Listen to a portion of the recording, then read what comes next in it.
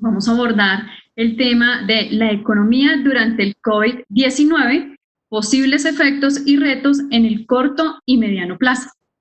Para ello, hemos invitado al doctor Javier de Asa, funcionario de la DIAN. Él actualmente se desempeña como asesor de la Dirección de Gestión de Ingresos en la DIAN, donde tiene a su cargo, entre otras cosas, la elaboración de las declaraciones sugeridas para declaración de renta a personas naturales y régimen simple de tributación, utilizando la analítica de datos. Entonces, damos una cordial bienvenida a todos ustedes. Agradecemos que nos envíen todas sus inquietudes y sus preguntas por medio del chat privado, bien sea a Paola Dorado o al Instituto Nacional de Contadores. Entonces, doctor de Asa, tiene la palabra. Bienvenido. Muchas gracias por hacer parte de este programa de capacitaciones masivas en compañía del INSP. Paola, muy buenos días. Muchas gracias por esa introducción. Buenos días a todos los participantes. Quiero agradecer que estén en este momento participando en esta capacitación, en este día que está un poco gris, pero pues con todo el ánimo del mundo y esperando que todas las cosas vayan muy bien. Bueno, como mencionaba Paola hace un momento, el objetivo que nos hemos trazado con esta charla de hoy es evidenciar cuál es el contexto actual que tenemos en cuanto a lo económico debido a la pandemia generada por el COVID-19. También vamos a hablar de cuáles van a ser los posibles efectos. ¿Por qué hablamos de posibles efectos? Porque estamos en una coyuntura en la cual nadie estaba preparado, un país estaba preparado y pues todavía no sabemos con certeza qué es lo que puede llegar a pasar. Entonces, hay estimaciones que dicen la economía va a caer tanto, otras a la siguiente semana dicen no, va a caer un poco más, pero es algo que nadie sabe porque es una situación que nunca habíamos vivido. Se había tenido unas pandemias similares, pero pues esta tiene unas características particulares debido a que actualmente contamos con un mayor sistema de información, a que actualmente también contamos con unas economías más abiertas que ha hecho que el virus se propague un poco más. También vamos a hablar de los retos en el corto y en el mediano plazo. Entonces, todas las crisis siempre traen unos retos y de eso precisamente nosotros vamos a hablar.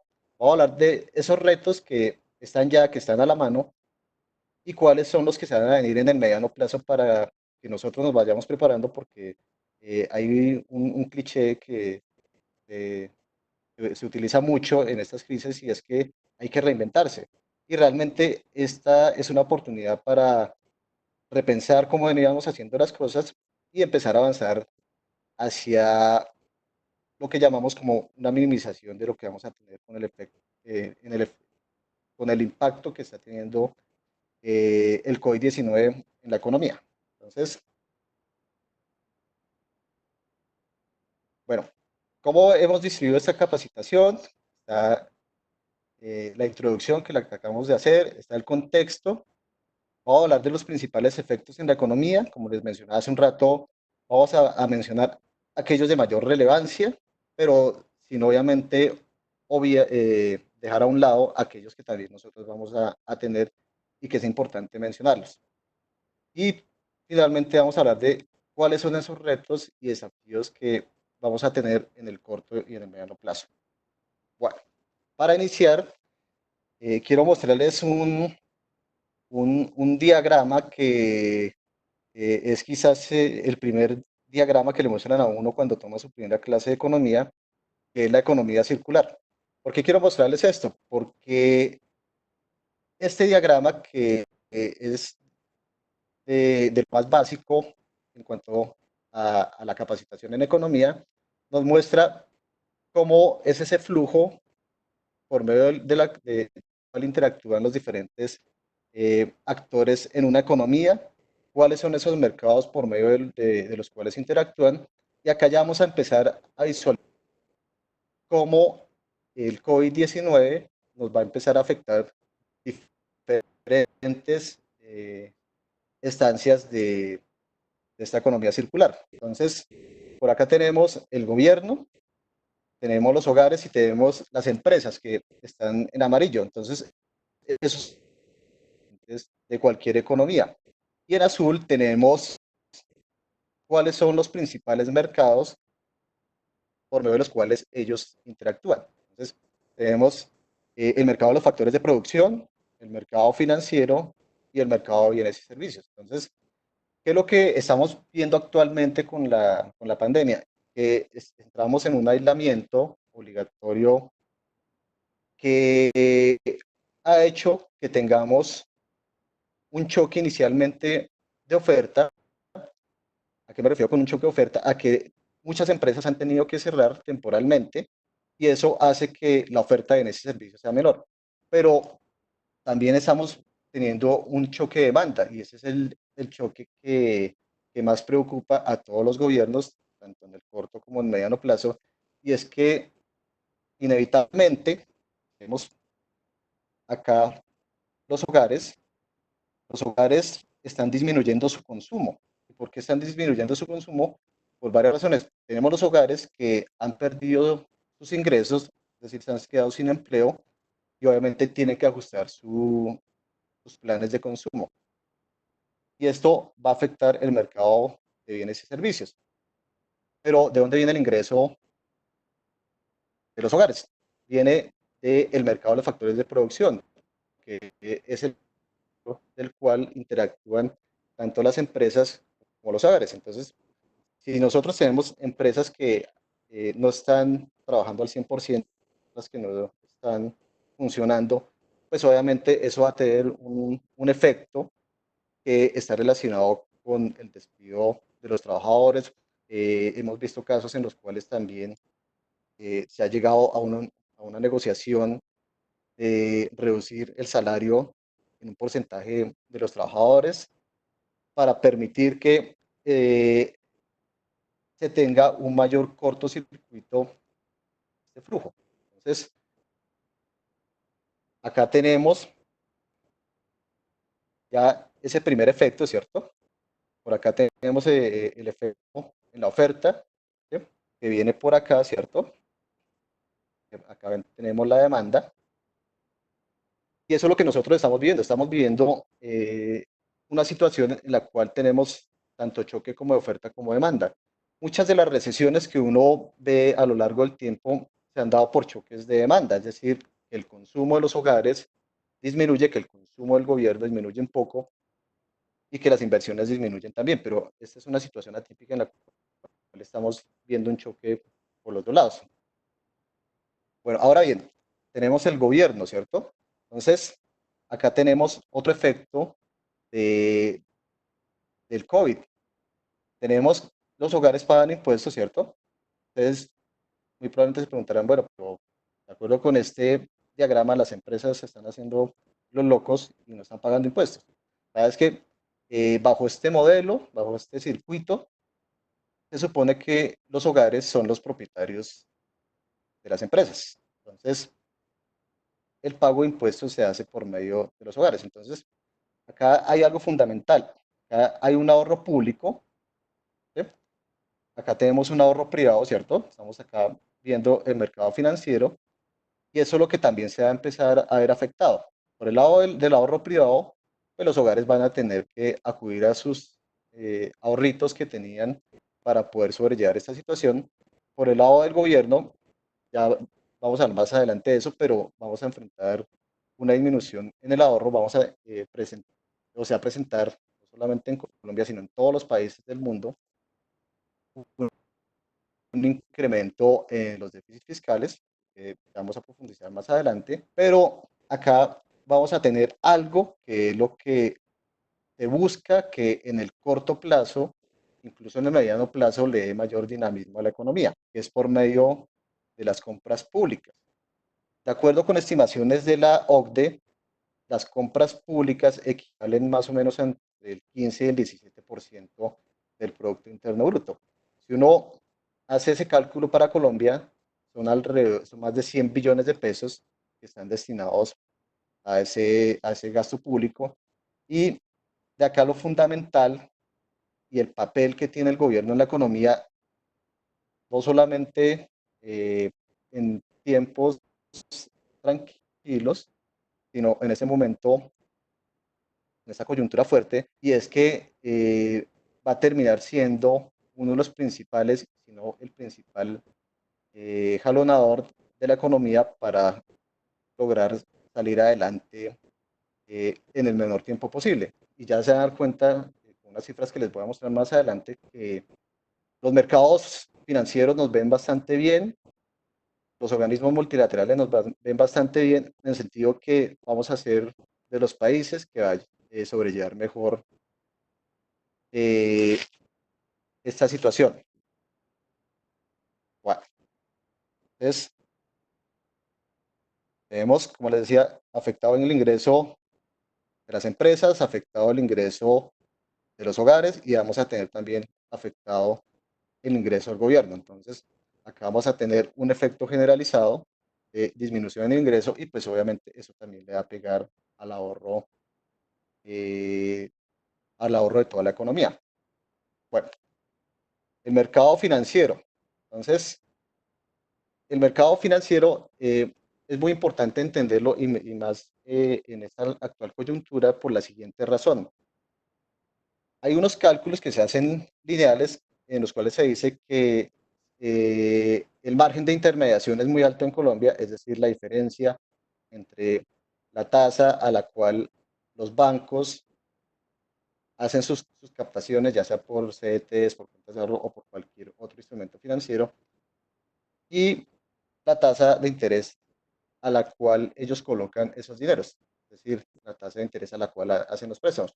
Pero es un cálculo que no se hace lineal y la razón es que los recursos que captan los bancos, en este caso, son recursos de corto plazo, es decir, si uno mira, por ejemplo, un CDT, el plazo máximo puede ser eh, de 360 días, ¿cierto?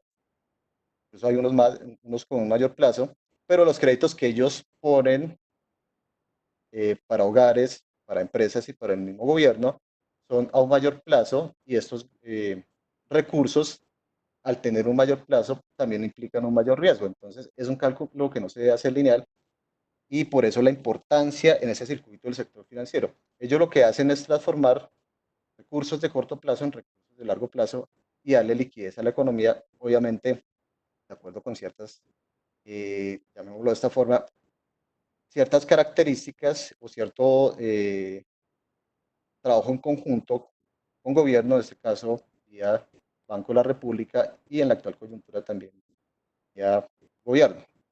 Entonces, pasemos a la siguiente diapositiva.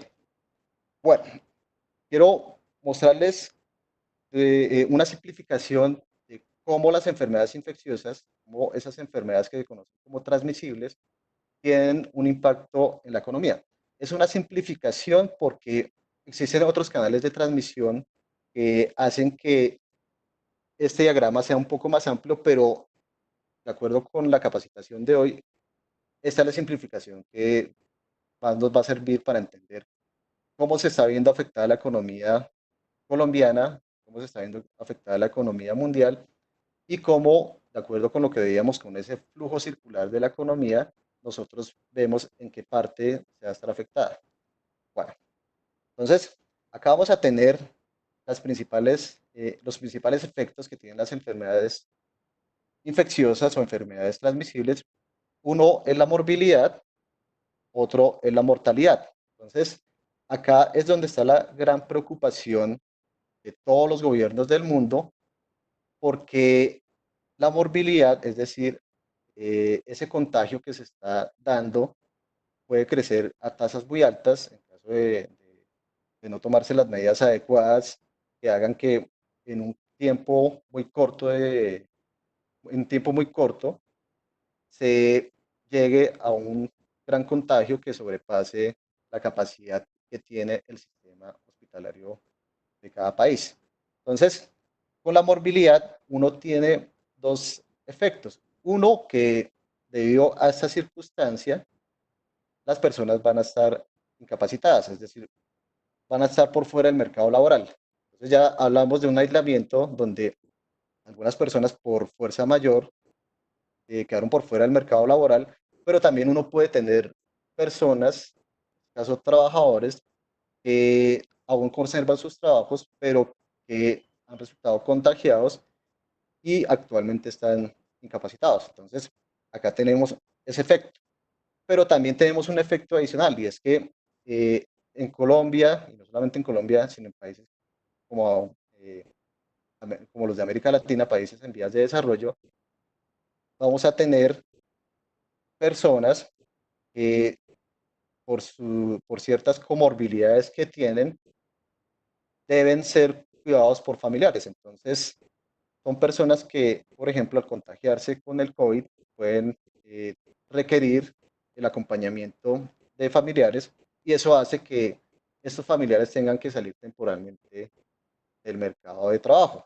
¿Y por qué hacen? Porque tienen que cuidar a sus familiares. Y acá viene un punto clave y es la mortalidad. Estamos viendo unas imágenes bastante fuertes, principalmente en Estados Unidos, donde cada día se rompen los récords en cuanto al número de fallecidos y esto es algo que preocupa muchísimo. Inicialmente se mencionaba que el mayor efecto estaba en los mayores de 70 años, pero pues ya estamos viendo que eso no es del todo cierto. Entonces, con la mortalidad, nosotros vamos a tener un efecto también en la fuerza de trabajo, la fuerza laboral. Esa mortalidad se da porque estamos viendo que se están presentando fallecimientos en personas que están en edad de trabajar y que hacen parte de la fuerza laboral o como se conoce, población económicamente activa más desempleados, es decir, la población en edad de trabajar. Y eso es una preocupación bastante grande. Entonces, por el lado de la oferta, estamos viendo eso, la oferta de trabajo. La oferta de trabajo se está viendo disminuida por ese lado, pero está la otra parte que es la demanda de trabajo. Acá quiero hacer una pequeña aclaración. Cuando hablamos de oferta de trabajo, estamos hablando del lado de nosotros, de los trabajadores. Nosotros somos los propietarios, somos los que tenemos ese conocimiento, somos los propietarios de esas habilidades y nosotros somos los que ofrecemos trabajo, de acuerdo con ese contexto. Bueno, por el otro lado, estamos viendo que hay un incremento importante en el gasto en salud y es un incremento que se está dando a un ritmo bastante fuerte porque la necesidad lo está exigiendo, esta inmediatez, esta velocidad a la cual está creciendo ese contagio, está haciendo que ese gasto en salud crezca bastante. Y en Colombia se han destinado recursos importantes para el sector salud, no solamente para ampliar la capacidad instalada, esta infraestructura hospitalera que tenemos, sino también para vincular una mayor mano una mayor cantidad de capital humano, que en este caso son los profesionales en salud. Entonces, ¿por qué mencionamos acá gasto en salud? Porque eso afecta las decisiones del gobierno en cuanto a inversión en capital físico. ¿Por qué las afecta? Porque todos los gobiernos tenían dentro de esos presupuestos unos gastos destinados a inversión en capital físico, como por ejemplo infraestructura, no sé, como obras civiles, y muy probablemente muchos gobiernos van a tener que suspender esos gastos, esos proyectos de inversión, porque en esta coyuntura lo más importante es salvar vidas, ¿sí? Y eso hace que se tenga que hacer un redireccionamiento de los gastos que tiene el gobierno en inversión. Entonces, ¿cómo afecta eso? Nos va a afectar el crecimiento económico, ¿cierto? Entonces, en el diagrama circular nosotros veíamos cómo se está afectando los diferentes mercados, el mercado de factores, ¿cierto? Que es donde interactúa hogares y empresas, es decir, está el mercado de trabajo, el mercado de capitales. Veíamos también el mercado de bienes y servicios que se está viendo afectado también, ¿cierto? Por choque de oferta y choque de demanda. Y como vamos a ver más adelante, va a ser más que todo por el choque de demanda. Es decir, porque los hogares van a consumir menos, porque las empresas no van a invertir lo que venían invirtiendo, es decir, no van a tener ese ritmo de inversión como lo venían manejando, y eso hace que se resienta la economía. Entonces, acá tenemos un efecto en el crecimiento económico. La economía se va a resentir, incluso hace unas horas salió el dato del crecimiento económico de China durante el primer trimestre del año, y por primera vez China tiene una caída en su economía del 6%, es decir, su crecimiento fue del menos 6%, que es una cifra bastante grande y es algo preocupante porque China es de los principales mercados del mundo, es uno de los principales compradores, y que China se esté resintiendo tanto, pues eso va a tener un efecto. Pero ¿cuál es la noticia buena dentro de todo esto? Y es que China ya superó la etapa más fuerte del COVID, y lo que viene ahora es un proceso de recuperación, que va a ser un proceso lento, pero vamos a ver que esto va a contribuir a que la economía mundial también saque la cabeza y logre recuperarse rápidamente. Y finalmente, acá tenemos la demanda de trabajo.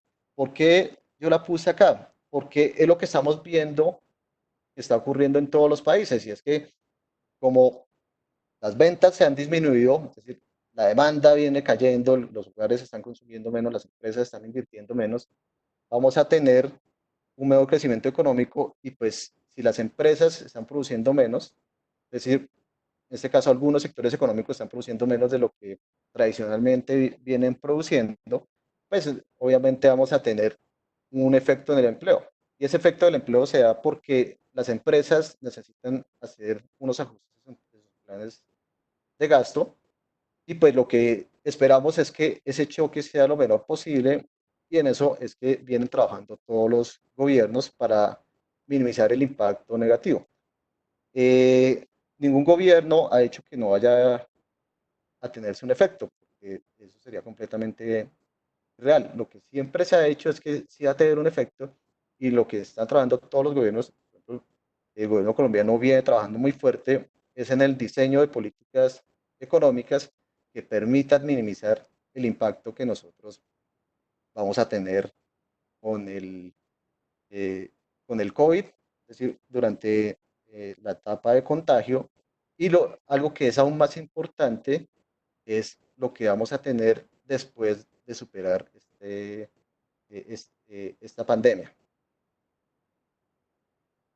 Bueno, eh, creo que este es un gráfico que lo hemos visto no sé cuántas veces en televisión, en los periódicos, en todos los medios, y es esa famosa curva que todos los expertos en salud pública dicen necesitamos aplanar, que todos los epidemiólogos vienen haciendo una cantidad de modelos matemáticos para decir tenemos que aplanar la curva.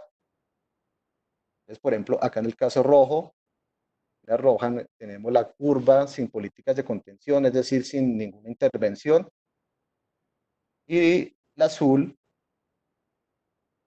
tenemos cuando hay políticas de contención o políticas de intervención. Entonces, no voy a profundizar en este caso porque pues, no es mi área de experticia, pero básicamente lo que uno ve en ese gráfico es que lo que busca es estirarse esa curva para darle tiempo al gobierno, al sector privado también, de mejorar la capacidad instalada, es decir, esa capacidad hospitalaria que se tendría para no eh, presentar un colapso como ha pasado en diferentes países. El título que tenemos acá dice aplanar la doble curva. ¿Por qué aplanar la doble curva y por qué se habla de una doble curva? Desde hace varias semanas se viene mencionando la disyuntiva que existe entre salvar vidas y salvar la economía. Entonces, es una disyuntiva que uno tiene que analizar con mucho cuidado por la siguiente razón. El que uno busque como gobierno aplanar solamente la curva de contagios va a generar unos problemas mucho más fuertes en el mediano plazo, porque esas políticas de contención lo que buscan es cerrar la economía por medio de estas cuarentenas controladas y eso hace que, como lo mencionamos al inicio, se tenga una disminución en la producción, se tenga una disminución en el consumo de los hogares y eso va a terminar por colapsar aún más las economías. Entonces, la doble curva hace referencia a que efectivamente se tienen que tomar medidas para aplanar esa curva de contagios porque de lo contrario vamos a estar en una situación muy complicada que la capacidad hospitalaria no va a dar abasto y el efecto va a ser aún más grave en términos de mayores contagios, en términos de mayores fallecimientos y en términos de tener que generar unas políticas de contención mucho más fuertes, es decir, periodos de aislamiento mucho más amplios y mucho más fuertes. La otra curva es la curva de la recesión.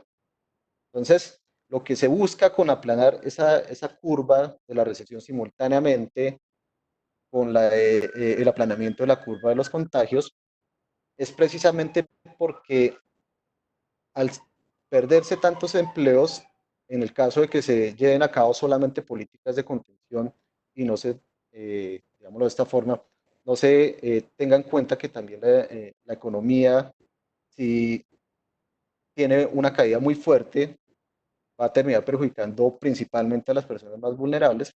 Entonces, simultáneamente, lo que están buscando los gobiernos es eso. Inicialmente, lo que se está haciendo es aplanando la curva de, de contagios, permitiendo que aquellos sectores económicos esenciales en esta etapa de este proceso de esta pandemia sean los que están funcionando. Lo que los gobiernos van a empezar a hacer posteriormente es empezar a abrir algunos sectores económicos para que la caída en la actividad económica no sea tan fuerte, para que los hogares no pierdan su ingreso o no disminuya su ingreso significativamente por las pérdidas de empleo. Y eso ya lo estamos viendo. Vemos que España, que es el tercer país más afectado por esta pandemia, ya empezó a abrirse gradualmente. Tenemos también Austria, que ya empezó a abrirse gradualmente. Dinamarca también ya empezó a abrirse gradualmente. Y es fundamental, resumiendo todo lo que les acabo de decir, no solamente aplanar la curva de contagio, sino también aplanar la curva de la crisis económica.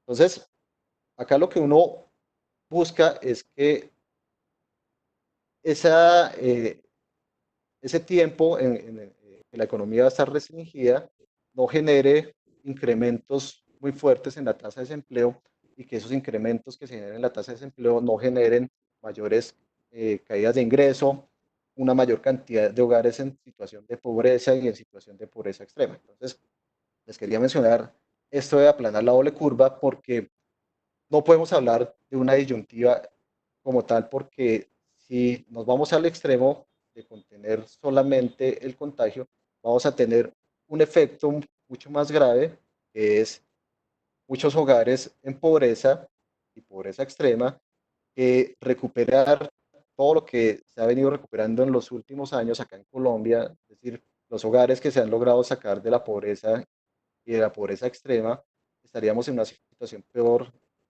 y eso puede llegar a generar incluso una mayor cantidad de fallecimientos de lo que puede llegar a generar el COVID-19.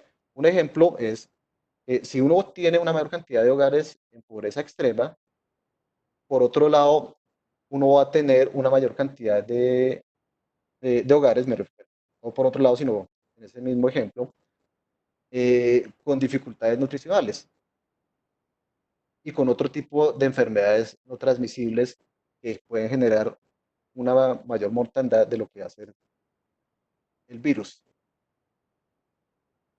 Bueno,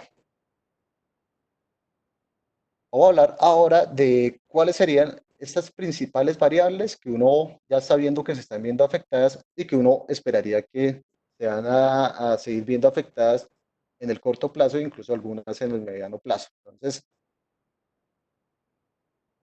crecimiento de la economía. Entonces ya lo hemos mencionado en dos partes, lo mencionamos con el diagrama circular o flujo circular de la economía, lo mencionamos cuando Vimos el diagrama por medio del cual estas enfermedades infecciosas pueden llegar a afectar el crecimiento económico, pero quiero mostrarles este gráfico. Seleccioné, además de Colombia, Perú, Chile, México y Brasil, porque son países que comparten ciertas características con Colombia en la región. Entonces, Colombia no entra en recesión desde finales de los 90. Finales de los 90 se presentó una crisis financiera bastante fuerte que afectó muchísimo a Colombia. La gran ventaja es que Colombia aprendió supremamente bien de los errores que se cometieron durante esa crisis del 99 y si vamos, por ejemplo, a 2009, con otra crisis financiera que se presentó debido a los créditos subprime en Estados Unidos, noten que Colombia no sufrió tanto, incluso Colombia siguió manteniendo un crecimiento positivo, pero vean México.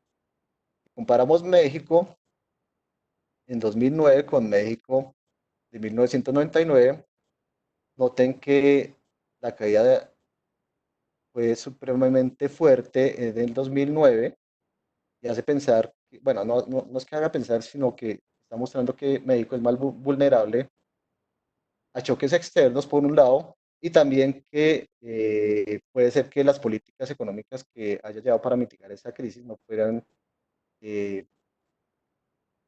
tan fuertes y hayan hecho que la crisis haya llegado hasta este punto. Quiero volverme un poco acá con México. Noten que México tuvo un crecimiento positivo en plena crisis financiera y eso es bastante interesante porque México fue uno de los principales países que con la crisis de finales de los 90 se vio más afectado porque tuvo un contagio bastante fuerte que se conoció como la crisis del tequila. No porque sacaran las reservas de tequila y no pudieran tomar, sino porque ese fue el nombre que se le puso. México, a finales de los 90, para evitar que su tasa de desempleo cayera tanto, debido a la crisis financiera, económica, esa recesión mundial que se presentó, tomó medidas que nosotros estamos viendo actualmente en todos los países por el COVID. Y es que para disminuir esa caída en la tasa en la tasa de empleo, y es decir, ese incremento en la tasa de desempleo, los empresarios y los trabajadores llegaron a unos acuerdos para disminuir los salarios temporalmente, con el objetivo de que no se fueran a despedir tantos trabajadores. Eso es lo que estamos viendo actualmente. Bueno, acá vemos que Colombia es uno de los países que la crisis recientes económicas le han pegado menos fuerte y es un país que ha logrado sobrellevar y ha logrado levantarse supremamente bien y muy rápido de esas crisis económicas. Entonces, más adelante les voy a mostrar cómo nos están viendo los organismos multilaterales y ustedes se dan cuenta que ya todos tienen la percepción que Colombia hace las tareas muy bien. Esa política económica que maneja Colombia, tanto fiscal como monetaria, es muy seria y eso genera mucha confianza en los mercados. Bueno, otra variable que se va a ver afectada es el empleo. Nosotros tenemos la tasa de desempleo, esta no es la tasa de empleo, sino la tasa de desempleo. Vean la diferencia entre Colombia a finales de los 90 y México a finales de los 90. La tasa de desempleo de México fue supremamente baja y la de Colombia superó el 20%. Y fue por las políticas que yo les mencionaba que había implementado México en su momento. Vamos nuevamente a 2009. 2009, si uno mira, México tuvo un incremento un poco más fuerte que el que tuvo Colombia con esa crisis financiera de ese año o de esos años previos. Noten que el impacto en el empleo, en la tasa de desempleo, en este caso, fue temporal y Colombia logró sobrellevarla muy rápidamente. Pero vean México. México tuvo una persistencia en esa tasa de desempleo, es decir, no logró recuperarse desde, desde esa crisis. Ya en 2014 se empezó a recuperar muy poco y ahorita va a retornar nuevamente a un escenario como este. Bueno, tanto en el diagrama del flujo circular como en el diagrama de los canales de transmisión del COVID a la economía, nosotros hablábamos de inversión.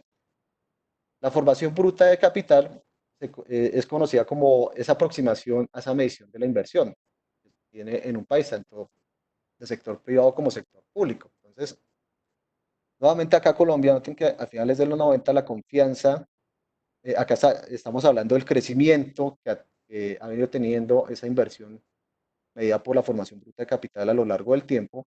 Noten que a finales de los 90 ese crecimiento de 1999 comparado con 1998 fue de menos 40%. Fue una caída gigantesca y fue porque precisamente los mercados no tenían tanta confianza en la política económica que se estaba llevando en su momento Colombia. Volvamos a la crisis de finales de 2009. Noten que la caída fue mucho más baja para diferentes países, incluso Chile. Chile es el país que está en el top de las economías latinoamericanas, es la principal economía latinoamericana, pero noten que el efecto fue bastante fuerte. Noten que Colombia tuvo un efecto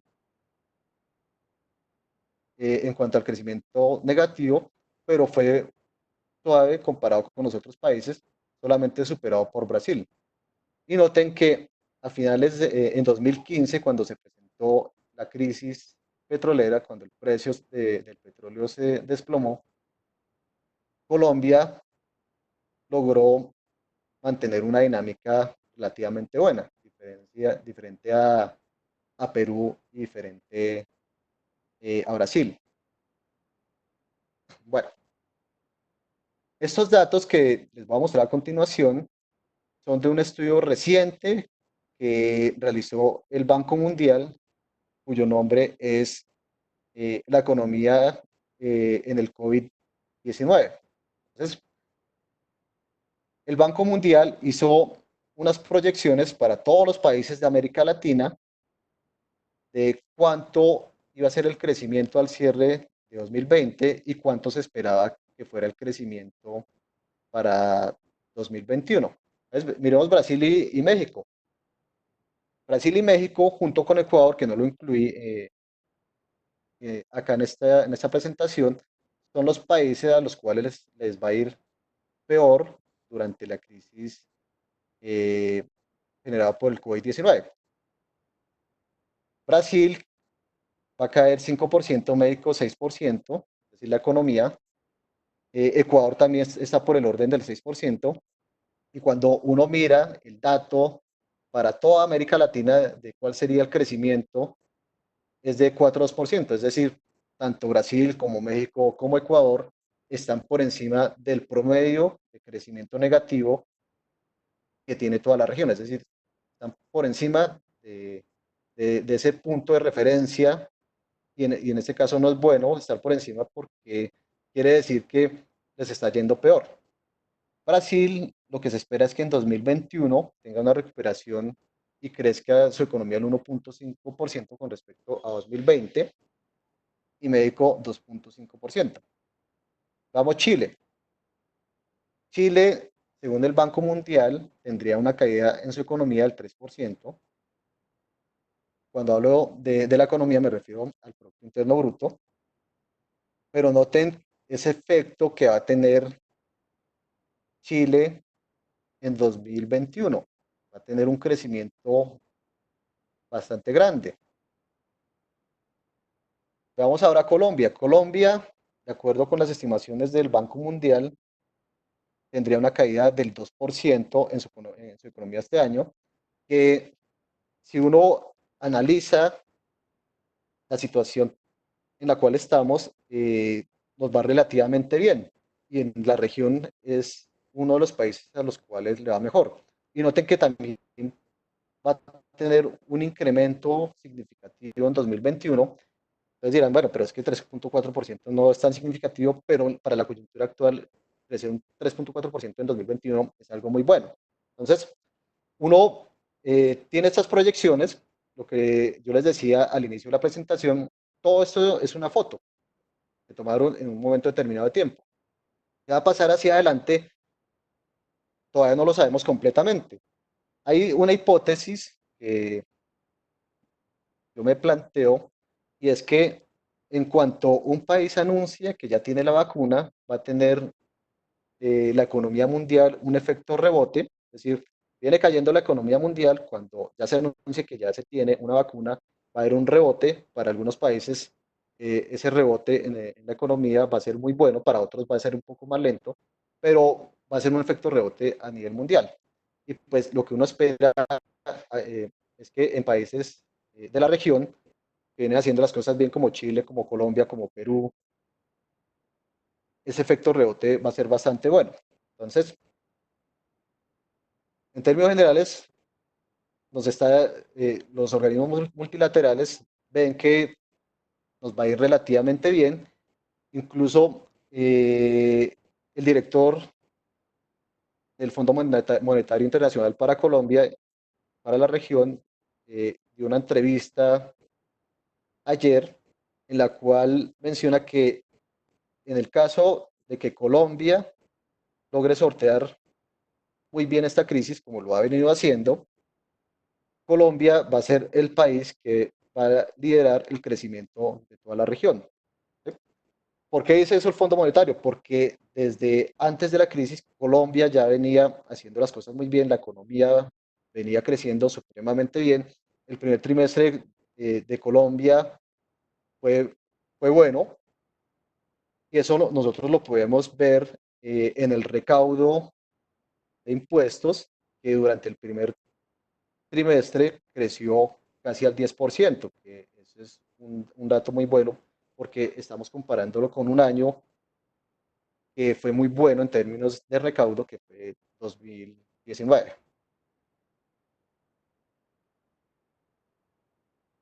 Bueno, se habla bastante de que estamos en una economía de guerra, y es cierto porque se están diseñando estrategias de acuerdo a cómo se maneja una economía en tiempos de guerra. Es que estamos en una guerra muy complicada porque nosotros no vemos al enemigo, porque cada día se tienen que diseñar estrategias, y son estrategias que ningún país tenía dentro de sus planes. Es decir, hemos estado aprendiendo todos durante todo este proceso de esta crisis. Entonces, ¿por qué estamos hablando en términos de economía de guerra? Porque hasta ahora no sabemos cuál va a ser el tiempo que va a durar esta crisis, esta guerra contra el COVID-19.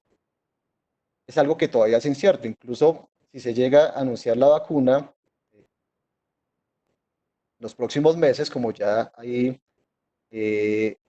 hay un par de proyectos de vacuna que han anunciado que muy probablemente en septiembre ya se tenga la vacuna, pero igual mientras se hace la producción masiva, mientras se hace la distribución, pues va a tomar tiempo. Entonces, aún no sabemos esto y eso es muy importante porque las estrategias que están llevando los gobiernos, la estrategia que está llevando el gobierno colombiano, no es una estrategia solamente para sobrellevar este virus, es decir, sobrellevar esta crisis generada por el contagio, sino lo que se viene después de la crisis, que lo que viene después de la crisis es muy fuerte porque se va a tener que realizar importantes cambios para salir a flote muy rápido de la situación.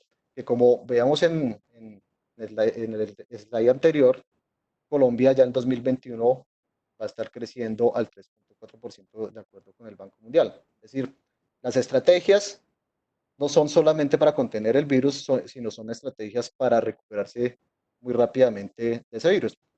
Y tiene todo el sentido del mundo hablar de economía de guerra. Cuando uno analiza cómo funciona una guerra, hay estrategias, ¿cierto? Hay unos actores en esa guerra que son los países o aquellos que estén en guerra. Y lo que ellos hacen con esas estrategias es tratar de minimizar el daño que se pueda causar y pues obviamente causar el mayor daño posible, ¿cierto? En el caso que estamos viendo, ese mayor daño posible para causarle al enemigo es eliminarlo por completamente, es contenerlo, por eso se han hecho los aislamientos, y pues obviamente es tener una estrategia para cuando logremos ya contener por completo el virus, y es la estrategia que va a permitir que la economía se recupere lo más pronto posible. Bueno, también hablamos de diferentes escenarios. Eh, Muchos modelos epidemiológicos que se venían haciendo tomaban como referencia China para incluir algunos parámetros como lo que se conoce como R0, que es la cantidad o el promedio de personas que se pueden contagiar por cada persona contagiada. Entonces, acá tenemos una guerra que se está librando en diferentes batallas, en diferentes campos, ¿cierto? Cada país tiene o más bien cada país es un escenario diferente, y eso es lo que también ve uno en una guerra, ¿cierto? En una guerra uno ve diferentes batallas, ¿cierto? Que están regionalizadas al igual que lo que estamos viviendo actualmente, y uno también ve que los países, al saber, me vuelvo acá un momento al punto uno, al saber que no se sabe cuánto tiempo va a durar esa guerra, no gastan toda su munición en una sola batalla, ¿cierto? Y eso es lo que nosotros vemos que se vive cada día en Colombia y en todo el mundo. Cada día los países van ajustando sus estrategias y van guardando municiones para lo que se venga más adelante. Bueno, el tercer punto, relevancia de operaciones logísticas. Lo que uno encuentra con las guerras es que, bueno, acá me faltó la P, es que las guerras se ganan en cuanto más rápido se actúe. Lo que hemos visto actualmente es que los gobiernos están actuando supremamente rápido para minimizar bueno, no todos, algunos, como ustedes muy bien saben, son las excepciones, y pues ya estamos viendo el precio tan alto que están pagando, pero el tema logístico es fundamental acá. En una guerra, el suministro de armamento, el suministro de munición, el suministro de alimentos es fundamental para ganar la guerra. Entre más rápido se actúe, pues quien tiene mayor probabilidad de ganar la guerra es aquel que va a tener mejor esa dotación de sus productos. Igual ocurre acá. Cuando nosotros vemos que se está actuando tan rápido para mejorar la capacidad instalada hospitalaria, estamos viendo unas operaciones logísticas supremamente buenas, una eficiencia en esas operaciones logísticas que está haciendo que Colombia ya esté logrando anticiparse supremamente bien a lo que va a venir más adelante. ¿Y a qué me refiero con lo que va a venir más adelante? Para nada es un secreto que vamos a tener un incremento en los contagios, y que bueno, no muchos, sino un porcentaje pequeño más bien de estos contagiados van a estar hospitalizados, y un porcentaje aún mucho más pequeño va a estar en unidades de cuidados intensivos. Pero el que nosotros hayamos actuado con esa anticipación nos va a permitir que logremos minimizar el impacto que vamos a tener, no solamente en cuanto a vidas, sino también en cuanto a la economía. Y acá hay algo fundamental con operaciones logísticas, y es que estamos viendo que el capital humano, me refiero en cuanto a la adquisición de capital humano en términos de mejor infraestructura médica, en términos de capacitación, también está teniendo un efecto positivo. Entonces, la capacitación es fundamental. Ese, ese conocimiento que se tenga es fundamental para lidiar con estas crisis. Y como vamos más adelante en los retos que nosotros tenemos como país, como sector empresarial, como sector gobierno, está precisamente eso, esa capacidad que nosotros tenemos para aprender cosas importantes en muy poco tiempo. Y en esto hay una hipótesis de un médico argentino que fue director de salud pública en Francia, de por qué Alemania ha llevado ha sobrellevado mejor la situación comparado, por ejemplo, con Italia, con España, con Francia. Entonces, cuando hace la comparación entre Alemania e Italia, él dice que una parte fundamental fue la capacidad que tenían los médicos para poder actuar bajo estas circunstancias. Es decir, los médicos estaban mejor preparados para atender este tipo de enfermedades respiratorias. Bueno, y finalmente tenemos la adaptación. Tenemos que adaptarnos a lo que vamos a vivir por algunos meses. Y acá hablo de un nombre que personalmente no me gusta mucho, pero es el nombre que se está utilizando y es la economía del confinamiento, que ya vamos a hablar sobre esta más adelante.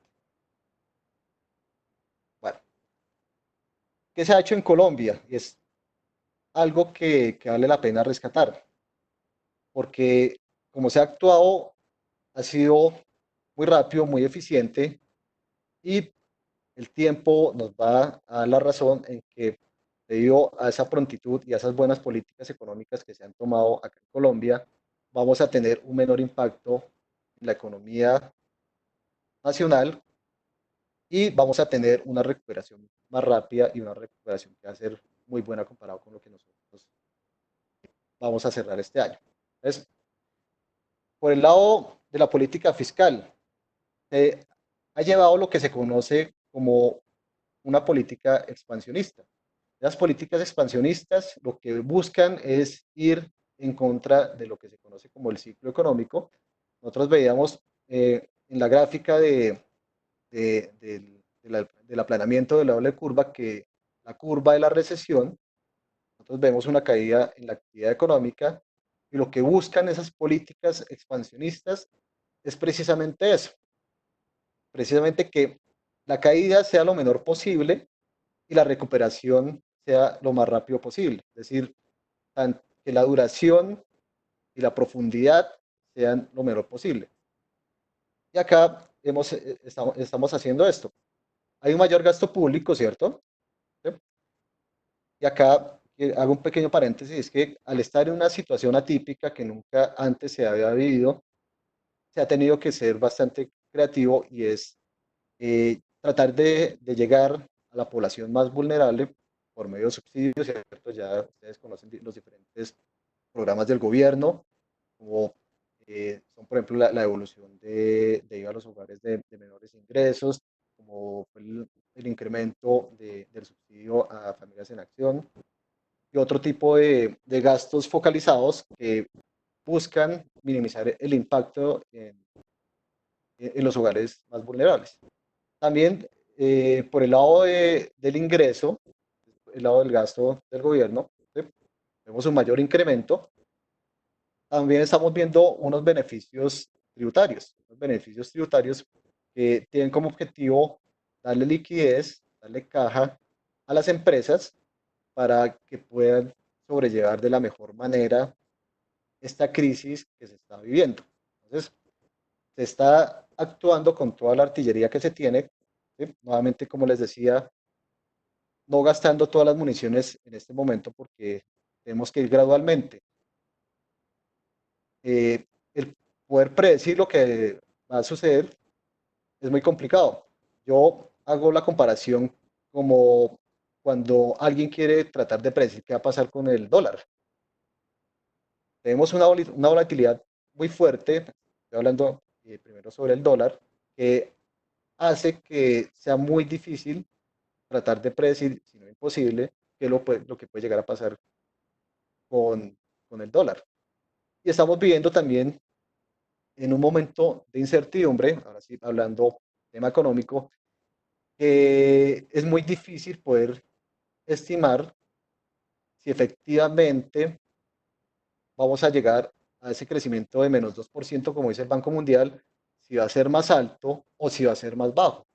¿Y por qué eso? Porque cada día tenemos alguna noticia que hace que se tenga volatilidad. tenga volatilidad y pues al tener esa volatilidad uno tiene incertidumbre y al tener esa incertidumbre es muy difícil ser muy precisos con lo que puede llegar a pasar, con la predicción de lo que puede llegar a pasar. Bueno, entonces la crisis ya se ha convertido no solamente en un choque de oferta, como les mencionaba, sino también en un choque de demanda. La política fiscal busca atender esos dos frentes, minimizar el choque de demanda, pero también minimizar el choque de oferta.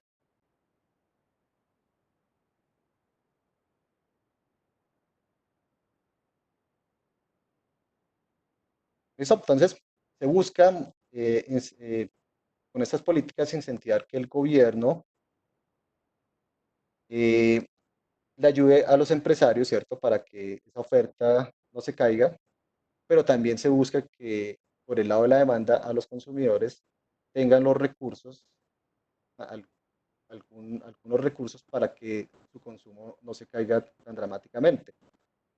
Estamos hablando acá de los hogares más vulnerables, pues hacia estos hogares es donde se está focalizando ese mayor gasto social. Por el lado de la política monetaria, el Banco de la República también ha implementado ciertas medidas, ciertas políticas más bien, que le van a inyectar mayor liquidez a la economía.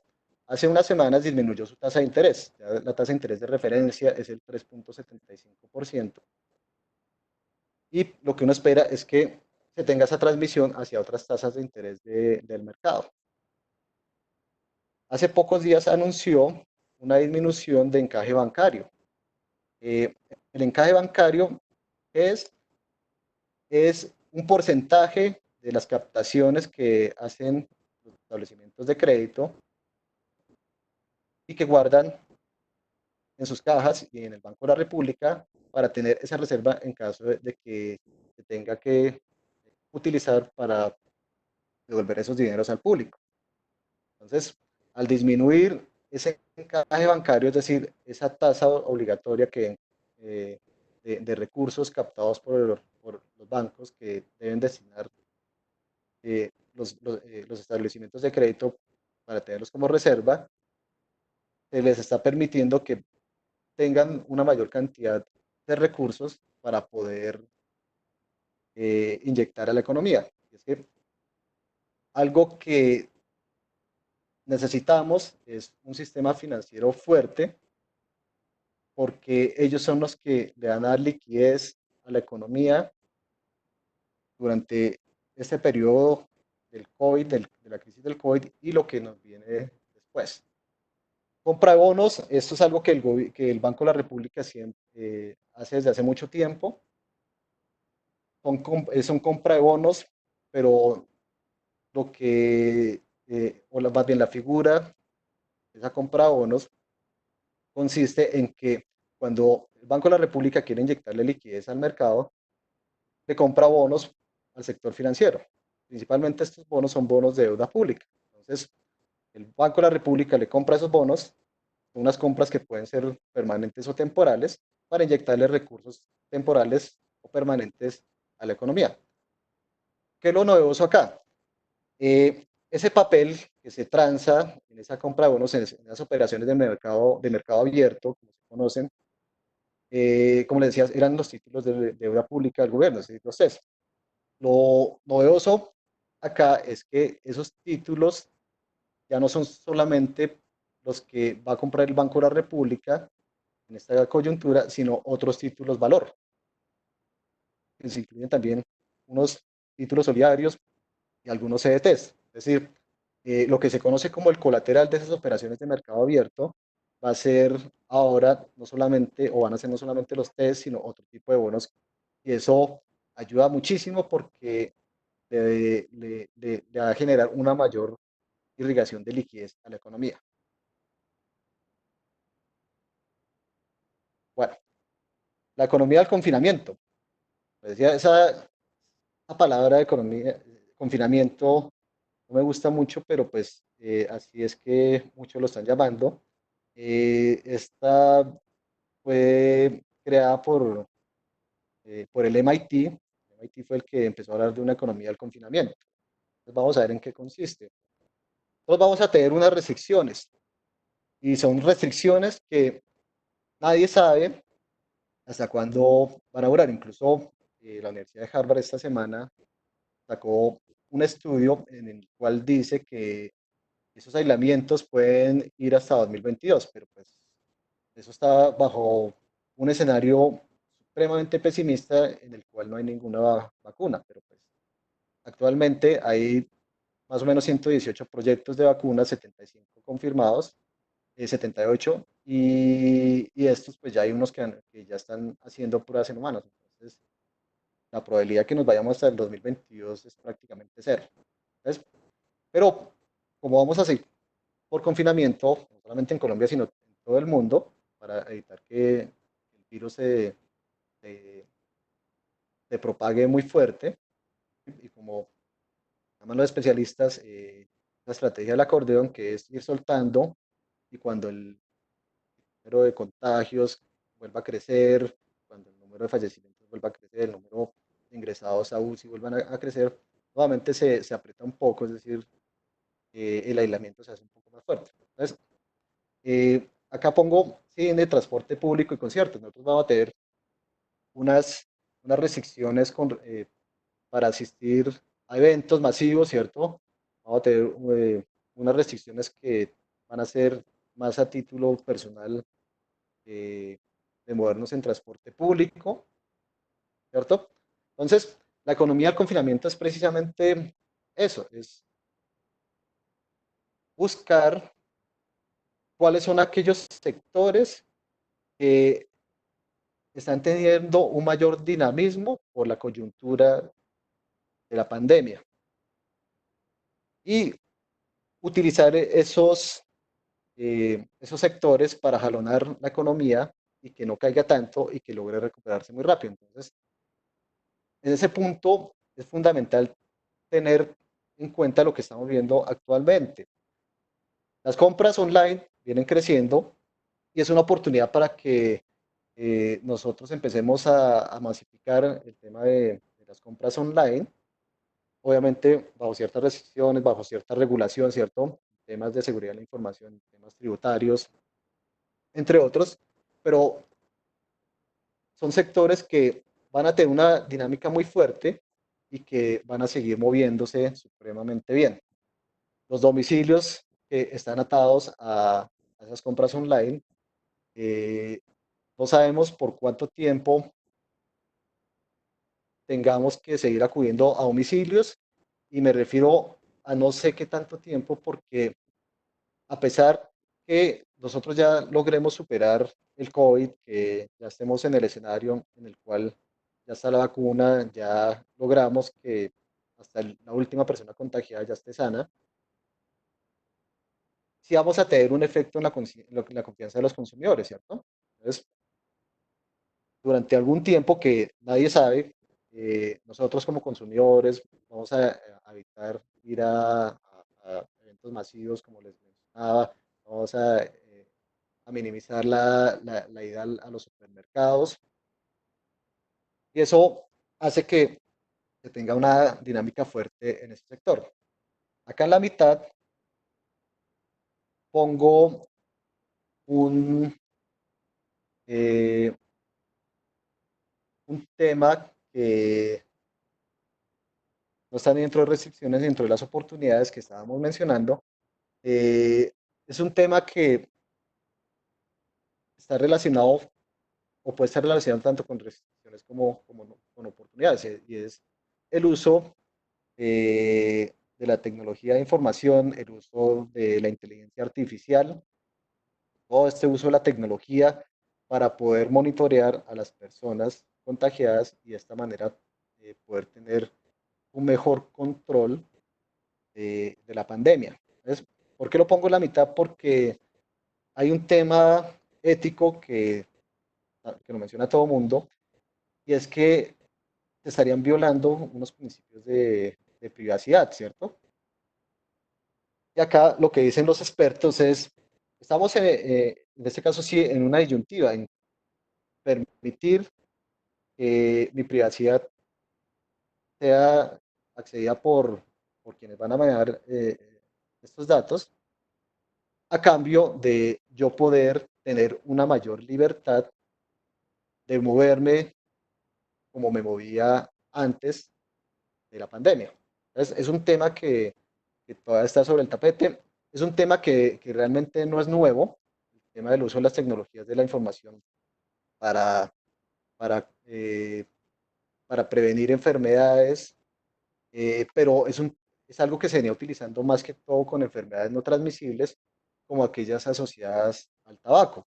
Entonces, eh, en diferentes países, como en India, como en Tailandia, tienen unas apps, incluso en mismo Estados Unidos, que utilizan para hacer un seguimiento a los fumadores que tienen eh, un riesgo elevado de contraer enfermedades asociadas obviamente con el consumo de tabaco.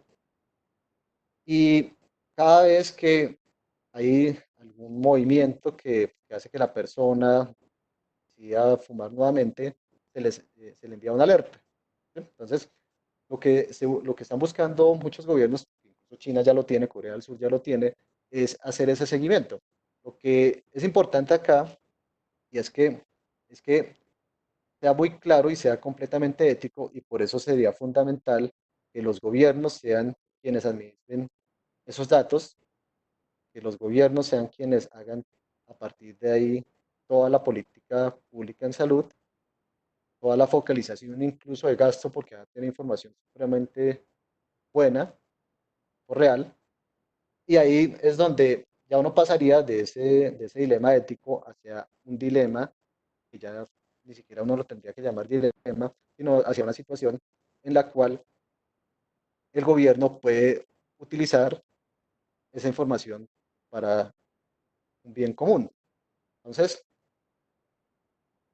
si logramos hacer esto muy bien, es una oportunidad gigantesca porque de ahí se van a desprender oportunidades de negocio, ¿cierto? Ya hablamos de cuáles son esas oportunidades de manera general, vamos a profundizar más adelante, pero es supremamente importante tener ese sistema de información porque eso permite anticiparse a muchas situaciones, permite anticiparse a posibles pandemias que puedan llegar a presentar en el futuro, y el manejo de la salud pública va a ser mucho mejor. Entonces, uno de los grandes problemas que se tiene en salud pública es la oportunidad de los datos. Hay una encuesta, pero es una encuesta que ya tiene varios años y pues en 10 años fácilmente cambió el perfil epidemiológico de la población colombiana. Entonces, a esto no, a eso se refieren los expertos en cuanto a economía del confinamiento. Vamos a tener unas actividades y unos sectores que se vienen desarrollando muy fuerte durante este aislamiento, y son sectores que se van a seguir moviendo bastante y que hacia futuro van a ser uno de los jalonadores muy probablemente de las economías. Entonces, otro aspecto fundamental acá y que se han dado cuenta las empresas son los temas de productividad que vamos a mencionar más adelante. Bueno, entonces, miremos retos y oportunidades. Hay una oportunidad que es un reto también en términos de crecimiento de productividad de la economía colombiana. La economía colombiana tiene unos crecimientos supremamente modestos en su productividad. Cuando nos va mejor, la productividad crece alrededor del 1%. Y pues cuando uno compara con países que tienen un crecimiento económico y más un crecimiento económico, un desarrollo económico mejor, son países que su productividad crece a unas tasas razonables. Innovación. Innovación es una oportunidad buenísima para hacer innovación. Con el tema de la innovación, hay una cantidad de definiciones que realmente no hacen honor a lo que realmente es la innovación. Se habla de innovación más a temas de software, de hardware, de, de tecnología, pero la innovación y lo más importante de la innovación es crear a partir de lo que ya está. ¿A qué me refiero con eso? a que en esta crisis uno muy probablemente se va a dar cuenta que si uno en su empresa tiene unos procesos, ¿cierto? Ya sea de producción o sea unos procesos administrativos,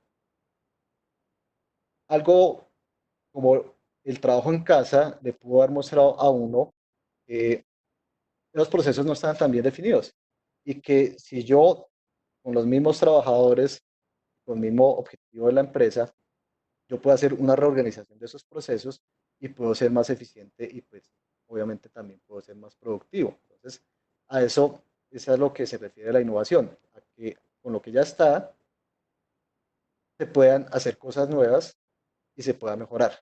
Pero también la innovación quiere decir que uno puede, a partir de cosas nuevas, empezar a mejorar algunos procesos como tal.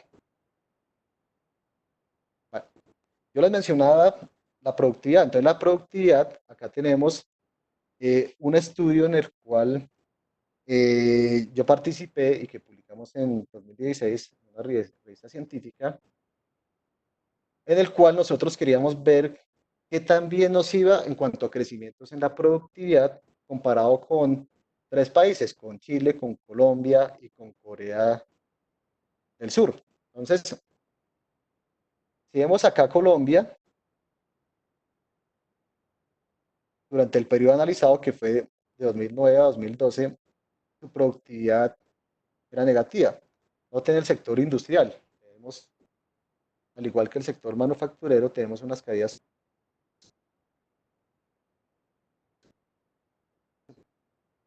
supremamente fuertes. ¿Sí? Eh, eh, eh, eh, eh,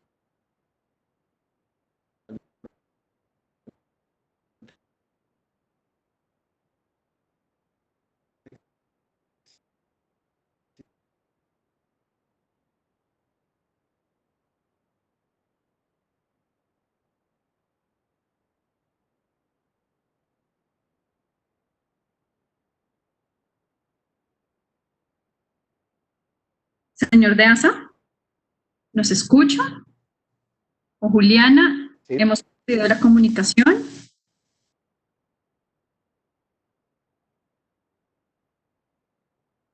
Permítanos un momento, vamos a revisar la conexión. Insista ya en unos minutos. Por favor. adiós. Ahora sí, sí, señor. Ahí tenemos de nuevo cámara. Sí, señor.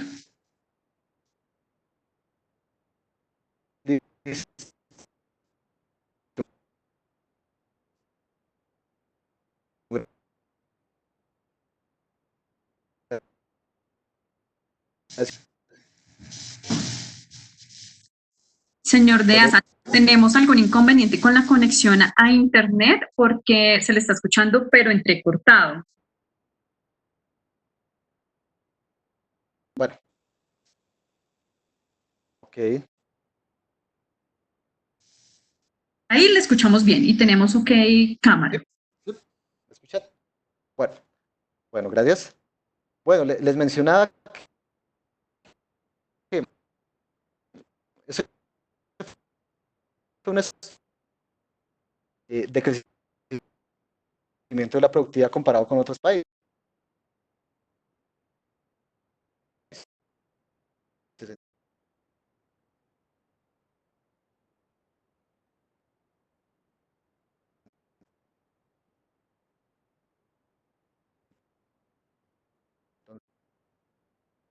Entonces,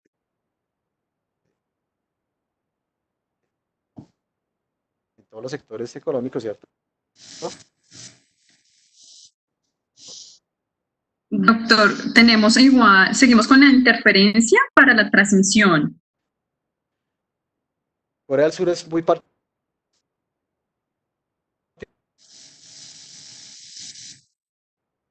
Señor de Asa, ¿me escucha?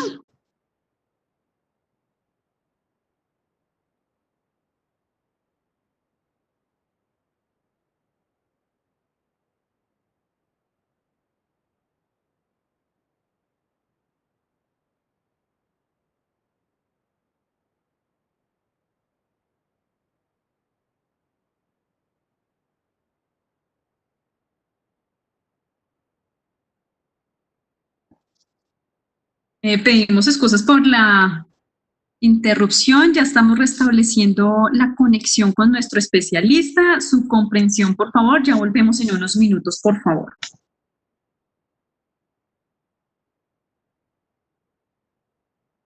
¿Aló? ¿Me escuchas?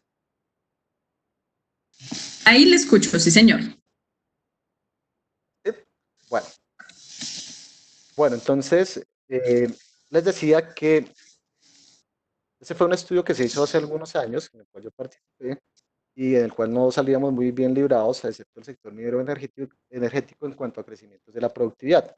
Entonces, lo que estamos viviendo actualmente es una oportunidad, yo me atrevo a decir, una oportunidad de oro para mejorar muchos aspectos que pueden mejorar la productividad. Entonces, lo que han visto algunas empresas, digo algunas porque no se tiene encuesta para todas, un censo para todas, es que el trabajo en casa ha mejorado la productividad de los trabajadores. ¿Sí? Que es un tema que no puede, uno no puede decir ahora, no, listo, ya el trabajo en casa va a aumentar la productividad, sino que es un trabajo que es algo que tiene que irse realizando gradualmente, que permita que ese mayor crecimiento de la productividad se mejore y se mejore bastante. Entonces, esa es una oportunidad para que nosotros empecemos a mejorar esa productividad y empecemos a mejorar ese desarrollo económico.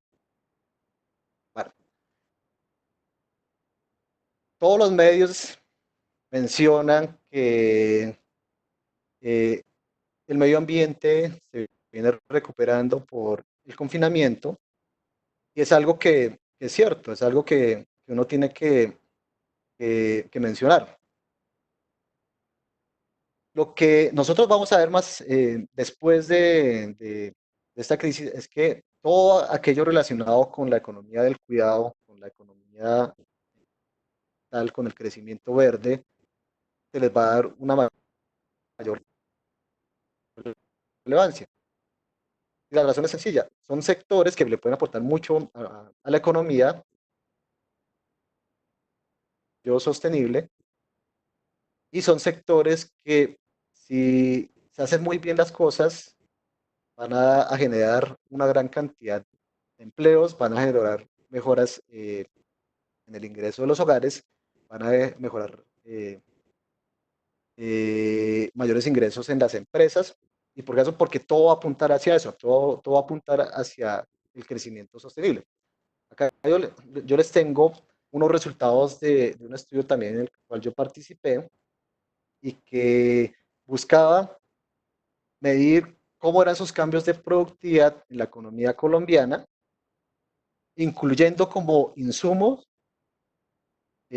aquellos insumos no deseados, en este caso la contaminación. Nosotros utilizamos como insumo no deseado las emisiones de gases de invernadero. Entonces, lo que nos dio acá es que en el periodo entre 2005 y 2011 la productividad cayó 2%, 2.6%, la eficiencia cayó en 7%, pero un cambio tecnológico positivo de 4.76%. Acá lo que estamos haciendo es viendo cómo cambia la productividad en el país cuando se incluyen aquellos insumos no deseados y estamos viendo que afectan el crecimiento de la productividad. Entonces, bueno, ahora con la innovación, algo que lo pone a uno eh, feliz en esta época complicada es ver esa innovación que están teniendo las empresas colombianas, es viendo ese mayor papel activo de muchas universidades.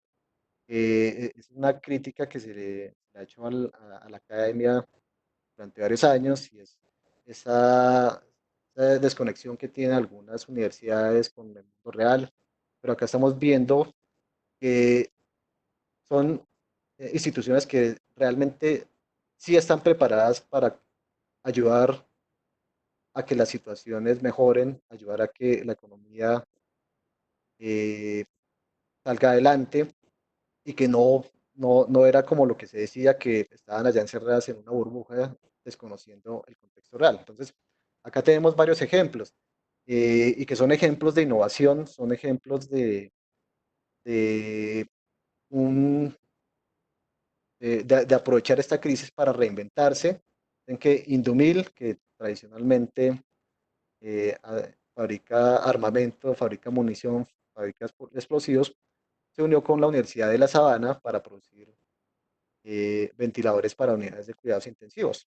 Entonces, son eh, empresas que se salieron de su actividad económica normal, aprovecharon esta crisis para poder reinventarse y atender a aquellos sectores económicos que van a tener una mayor demanda de esos productos en el corto plazo, incluso en el mediano plazo.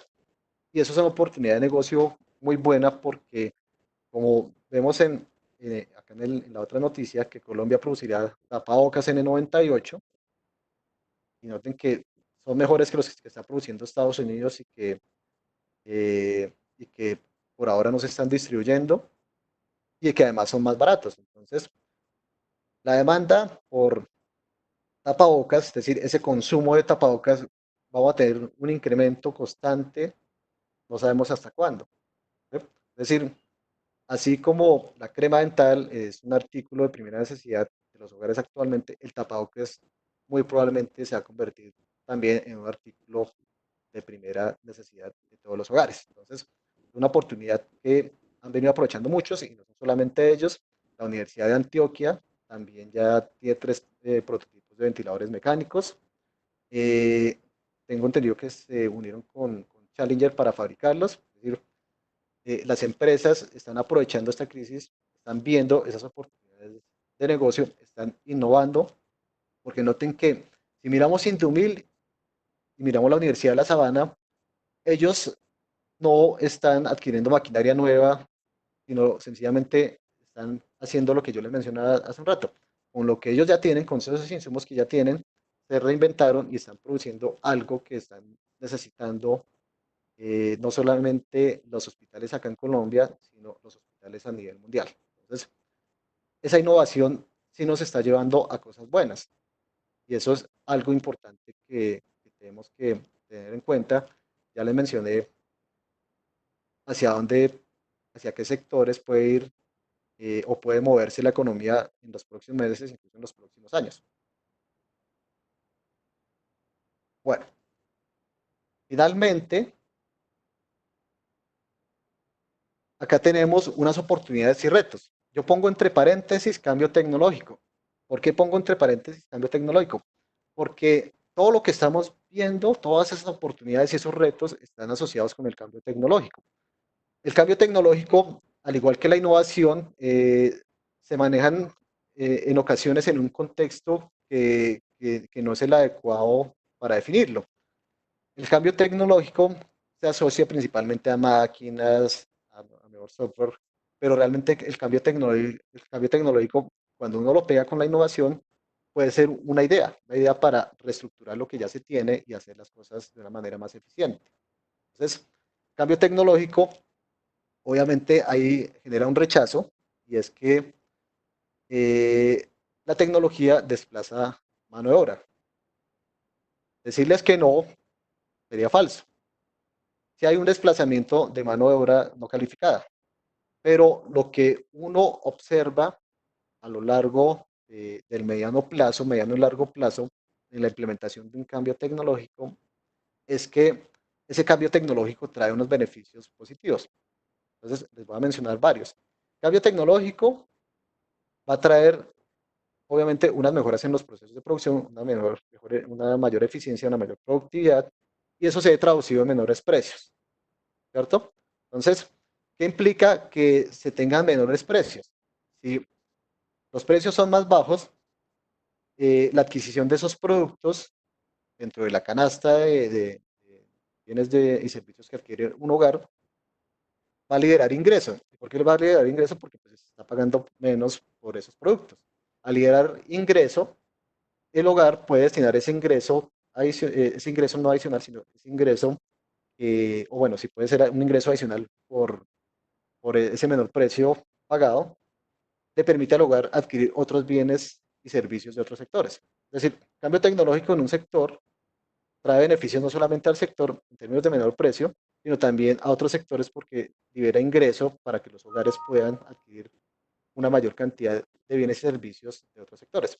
Y si están creciendo otros sectores por la mayor compra de los hogares, pues son sectores que van a demandar más empleo. Entonces, cambio tecnológico bien llevado es un cambio tecnológico que genera beneficios para toda la sociedad.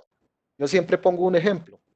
Si uno mira una empresa de telefonía celular, por ejemplo, a finales de los 90, cuando estaba llegando la telefonía, o cuando ya estaba empezando a moverse más fuerte la telefonía celular en Colombia, tanto los celulares, los aparatos, como los planes de voz, porque en ese entonces no había plan de datos, eran supremamente costosos, el minuto era costosísimo. El cambio tecnológico ha hecho que tanto el precio de los aparatos como el precio de los planes disminuya, ¿cierto? Entonces, algunos dirán, bueno, pero los smartphones son carísimos, los iPhones son supremamente caros, sí, pero si uno mira un celular bueno, ¿sí? Que haga lo mismo que hacía, incluso más, mucho más de lo que hacía un celular en los 90, se consigue a un precio más bajo de lo que costaba en su momento un celular en los 90.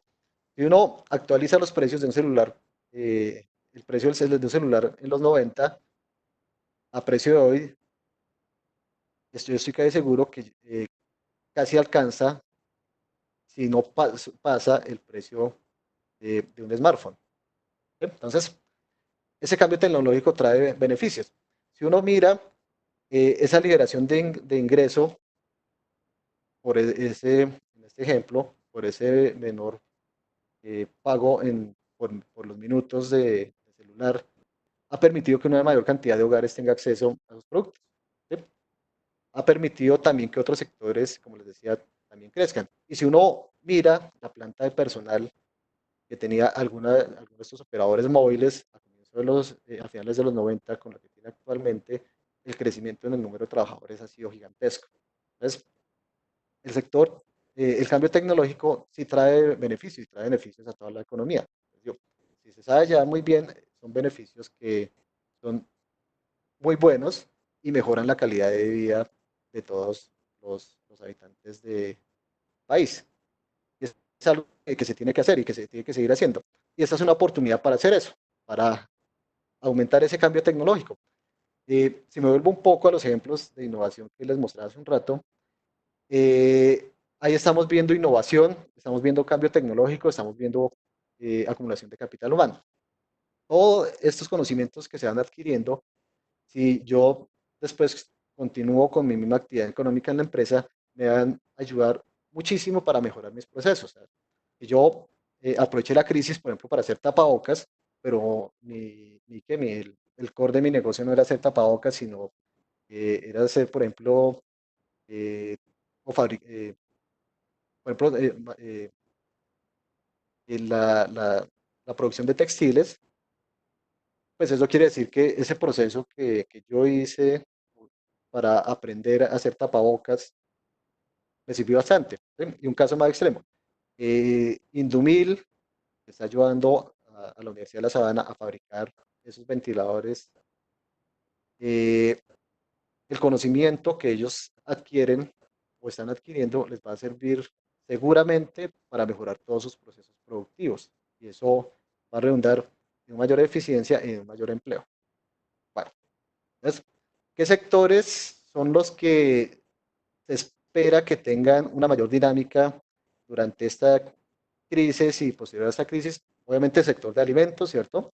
Ya vimos que a finales de marzo, cuando se inició el año, se tuvo un incremento del gasto de los hogares del 11.2% de marzo de 2020 comparado con marzo de 2019, que obviamente pues el efecto es de una sola semana, pero es un incremento importante. Y en parte también es explicado por el aprovisionamiento que hicieron muchos hogares. Entonces, el sector de alimentos se va a mover bastante, se va a seguir moviendo bastante. Entretenimiento, ya hemos visto que hemos tenido que acudir a ese entretenimiento en los hogares, principalmente los fines de semana cuando no estamos trabajando, para, para, para sobrellevar muy bien este aislamiento. Entonces, el entretenimiento también es un sector que se va a mover bastante. Hay eh, sectores dentro del o más bien subsectores dentro del entretenimiento que van a tener que diseñar estrategias para minimizar esa pérdida que pueden llegar a tener. Por ejemplo, conciertos, ya uno está viendo que muchos artistas están haciendo streaming, conciertos gratuitos, y, pues, y no es raro que en el periodo corto de tiempo se junten los empresarios del entretenimiento junto con los artistas y empiecen a generar, a realizar más bien conciertos en vivo pagando un pequeño valor. Entonces, muy probablemente se van a reinventar ellos y pues una persona que ya, bueno, yo tengo acceso a este concierto, casi a poder interactuar de la forma como lo hago en un concierto, pero pues obviamente desde la casa va a generar cosas bastante importantes. Bueno, acá es educación. La educación ya hablamos que se viene reinventando. A todos nos ha tocado durante el camino empezar a adquirir nuevas competencias. El sector de educación es uno de los más intensivos porque no está preparado para afrontar este reto. Algunas universidades y algunos colegios sí lo estaban, algunos otros no, pero pues va a dejar una enseñanza enorme y va quizás a hacer un cambio en el modelo de la educación. ¿Sí? Con eso no quiero decir que vamos a pasar a todo virtual, pero sí algunos espacios pueden manejarse de manera virtual porque ya este laboratorio, como yo lo llamo, estamos en un gran laboratorio debido al COVID, nos ha permitido llegar a esas conclusiones. Deportes y bienestar, ustedes dirán, bueno, pero es que los deportes no se pueden hacer, bienestar tampoco, no, en este momento no, pero después de la crisis sí. Y esto está relacionado con la economía del cuidado. Entonces, esa economía del cuidado, que también la mencionamos abajo, está relacionado también con los deportes y con el bienestar. Y ya nos dimos cuenta que somos vulnerables y que entre mejor estemos, o más bien entre mejor esté nuestra salud, el efecto que puede tener una nueva pandemia, puede tener un virus, va a ser más suave, ¿cierto? Entonces, vamos a tener una economía del cuidado que nos va a llevar a que estos sectores se minimicen más.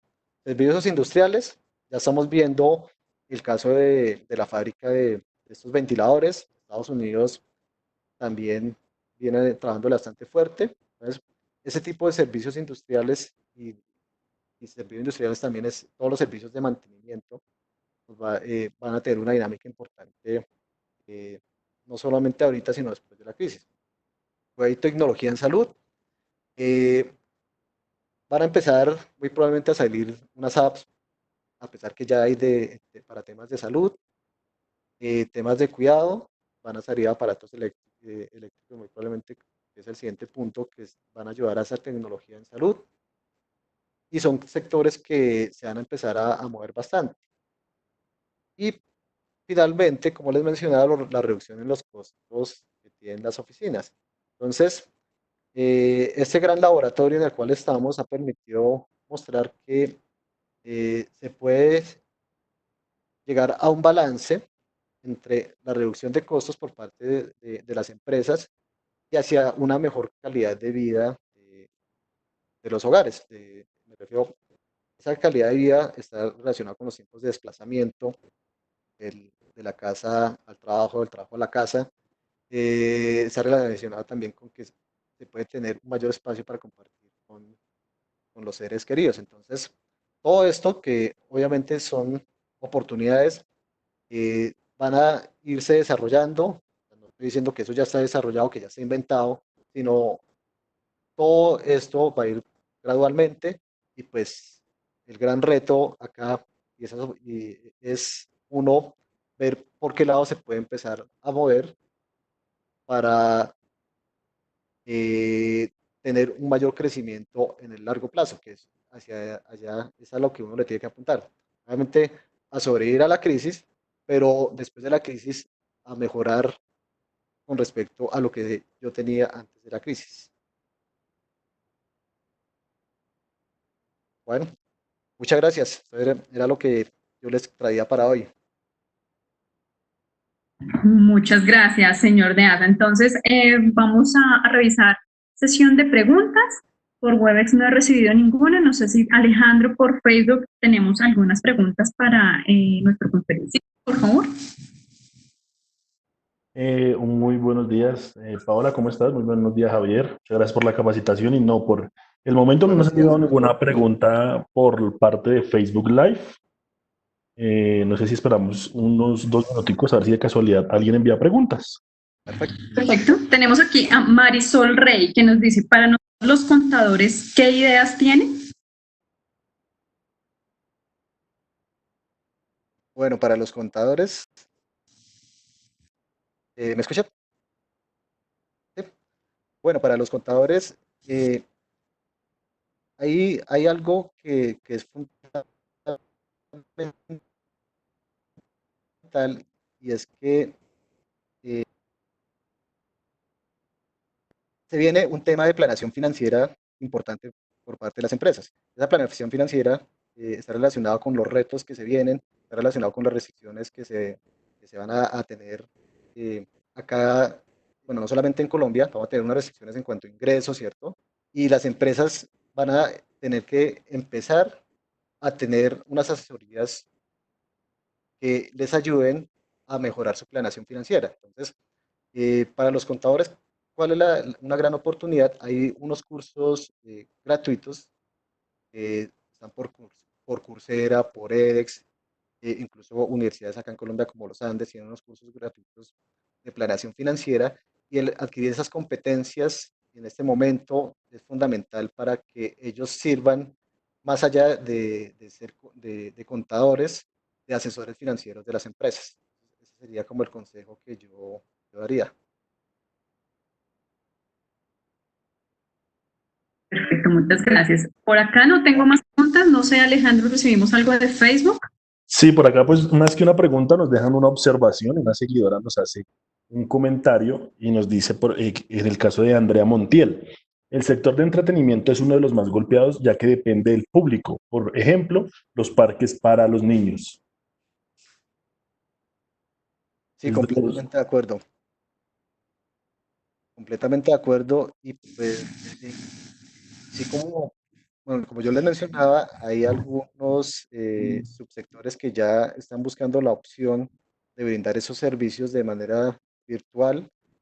Eh, Esa es una opción. La otra opción es que cuando ya pasemos a la siguiente etapa del aislamiento, es decir, ya podamos salir algunos a la calle y después nos quedamos nosotros en la casa y salen otras personas a la calle, se puede continuar con, ese, con esos servicios de entretenimiento, manteniendo el distanciamiento social y pues obviamente con todas las precauciones que requiere esta coyuntura mientras tenemos la vacuna.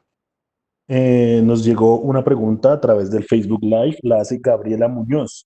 Ella quiere saber cuál debe ser la posición de la revisoría fiscal ante esta situación.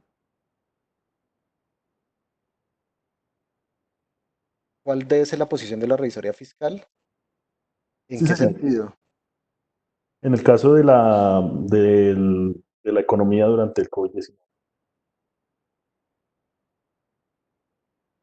Bueno, pues yo pienso que son lo más que todo como adquirir unas competencias en este periodo de tiempo, porque como lo dicen todos los expertos, estamos ante un cambio estructural. Entonces, ese cambio estructural, no solamente para los revisores fiscales, sino para economistas, para los mismos médicos, para todas las profesiones, hace que nosotros empecemos a pensar o más bien empecemos a mirar cómo va a ser el comportamiento futuro de la economía y cómo nosotros tenemos que adaptarnos a esa nueva realidad.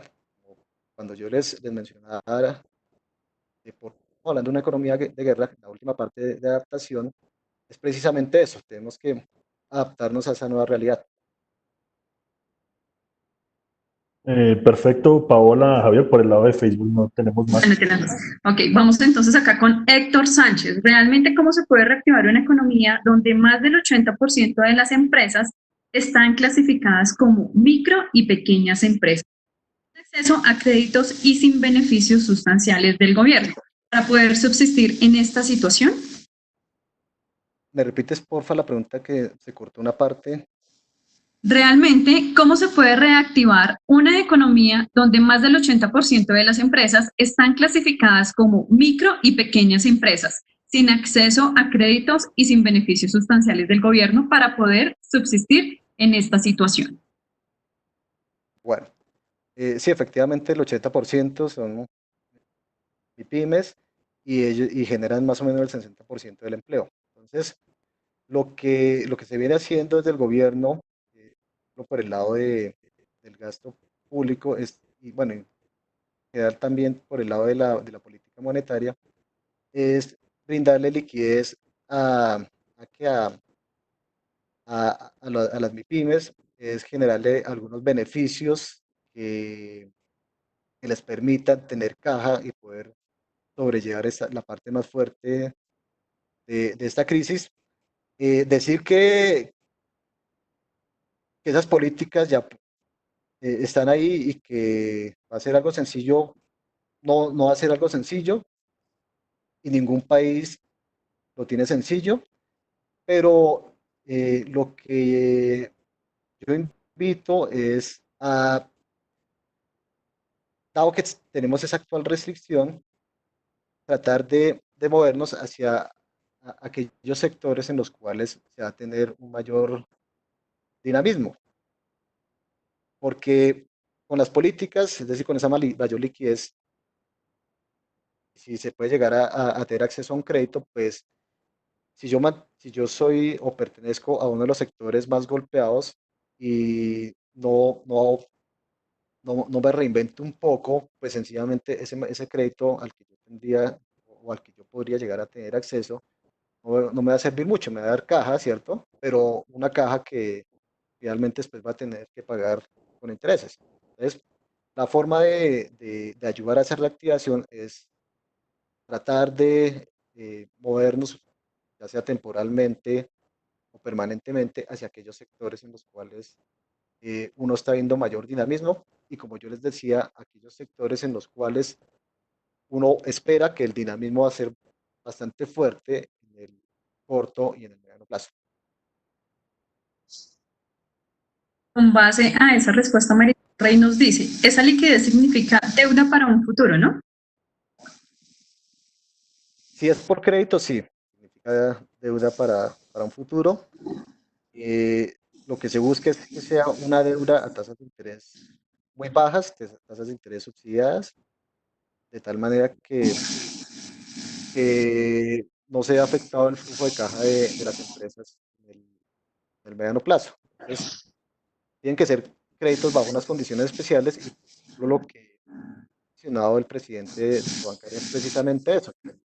Ellos van a jugar un papel fundamental para la reactivación económica y es precisamente darle esa liquidez. Y pues lo que se necesita no es que sea la plata, ¿cierto? Solamente, sino pues que se den unos créditos en unas condiciones favorables para los microempresarios.